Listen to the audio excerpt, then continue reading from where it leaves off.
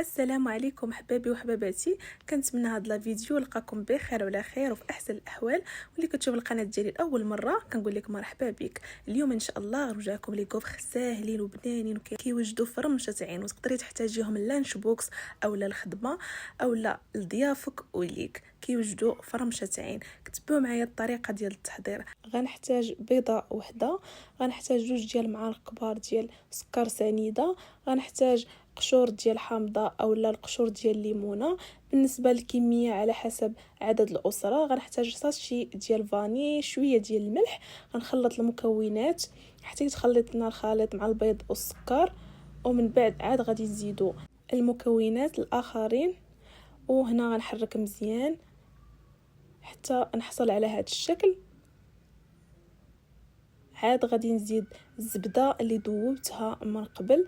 تقريبا هنا غنحتاج 50 مليلتر ديال الزبده. بالنسبه للمعالق غنحتاج 2 معالق كبار ديال الزبده مذوبه. هنا غنحتاج كاس عامر ديال الحليب، ما يكون ما دافي ما والو، على حسب حراره المطبخ. تقريبا هنا 100 مليلتر.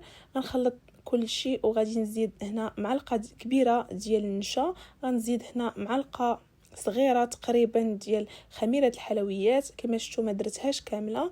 وهنا غادي ندير الدقيق على حسب الخليط، وغنحرك المكونات. هنا عيني ميزاني، انا هنا بان ليا باقي خاصني نزيد الدقيق، زدت بشويه بشويه. بالنسبه الى جاكم الخليط مثلا خاتر تقدروا تزيدوا الحليب، ما تزيدوش شي حاجه اخرى من غير الحليب.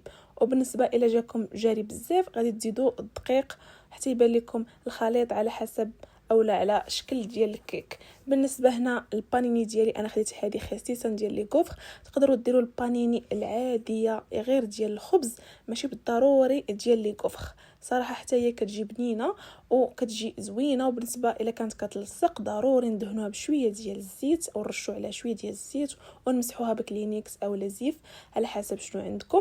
ومن بعد ما هنايا قبل ما ندير العجين سخنتها قبل. هنا راه سخونه ليا مزيان البانيني ديالي، وهنا كنحط الكميه اللي كنشوفها غتقد هذيك البانيني ديالي، وهنا كنسرحها بهذا الشكل غير بشويه. كما كتشوفوا العجين راه ما ثقيل ما خفيف، وكنسد عليها كنخليها طيب.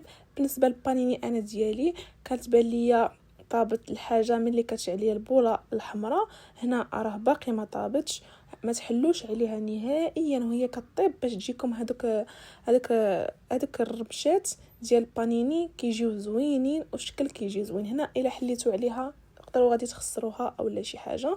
هنا حليت عليها انا باقي ما طابتش ليا مزيان، انا بغيتها تحمر ليا مزيان. واخا هنا شعلات لي البوله الحمراء كنقلبوها. المهم هنا كنحاول نحيدها بسبالتولا، وهنا طابت ليا. بالنسبه للهزه نهزوها غير بشويه باش ما تخسرش ليكم. وغادي نكمل بنفس الطريقه اللي بديت بها الاولى. غادي نطيبها في البانيني ديالي. بالنسبه لي انا خرجت لي تقريبا 4 ديال الحبات على حسب الكميه اللي شفتوا او المكونات اللي درت على حسب الخليط. خرجوا لي 4 ديال الحبات ديال لي كوفر. بالنسبه كل واحد والبانيني ديالو قداش انا عندي هكا تقريبا راكم كتشوفوها.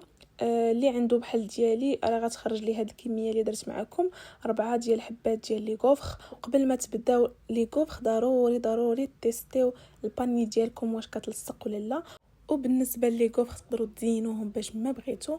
انا زينتهم غير بالعسل على حسب الاختيار. ساليت لي كوفر ديالي كيوجدوا ليا في الدقيقه وفي نفس اللحظه اللي كنخلطهم كنسخن البانيني وكنحطهم. صراحه كيجيو بنانين بزاف، بخصوص لوليداتكم. انا متاكده غادي يعجبوا وليداتكم، غير جربوهم بهذه الطريقه. وبخصوص النكهه ديال الحامض كيجيو لذاذين.